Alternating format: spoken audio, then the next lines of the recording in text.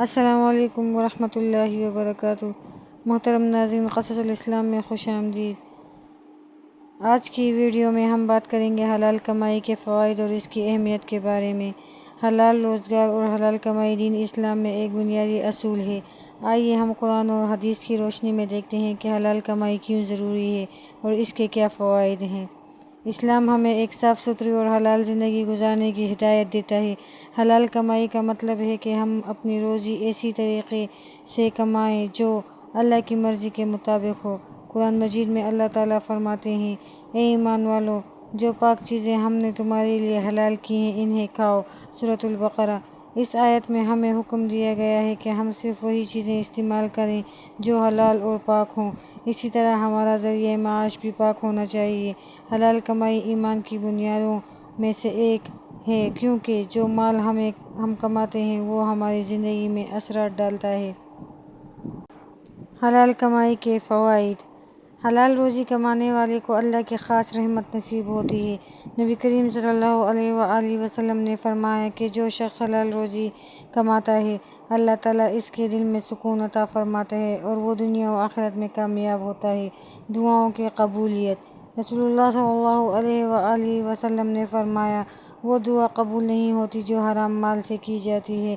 جب انسان حلال کمائی کرتا ہے تو اس کی دعائیں جلدی قبول ہوتی ہیں اور اللہ تعالیٰ اس پر اپنی نعمتیں نازل کرتا ہے۔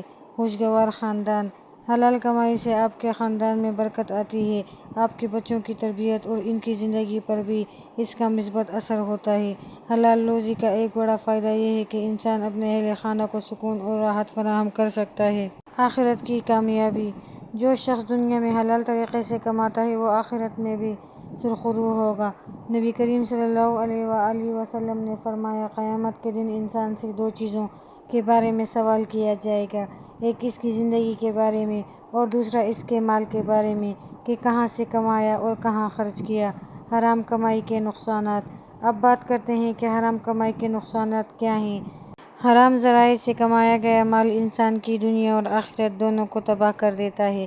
حرام کمائی سے انسان کے دل میں بے سکونی اور پریشانی پیدا ہوتی ہے، خاندان میں بے برکتی آتی ہے، دعا قبول نہیں ہوتی، آخرت میں سخت حساب کا سامنا کرنا پڑے گا۔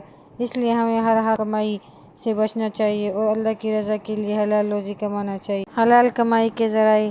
اسلام میں کئی ذرائع ہیں جن سے حلال کمائی کی جا سکتی ہے، مثلاً تجارت، زراعت، ملازمت، دستکاری اور محنت کشی۔ نبی کریم صلی اللہ علیہ وآلہ وسلم نے فرمایا کہ جو شخص اپنے ہاتھ کی کمائی سے روزی کماتا ہے وہ بہترین انسان ہے۔ قبر اور آخرت کی روشنی۔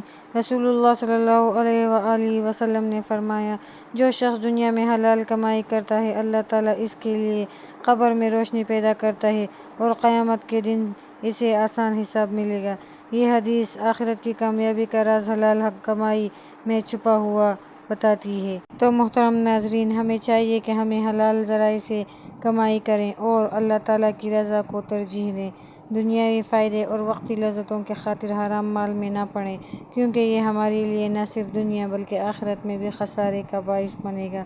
اللہ ہمیں حلال کمائی کی توفیق دے اور ہمارے مال میں برکت عطا فرمائے، آمین۔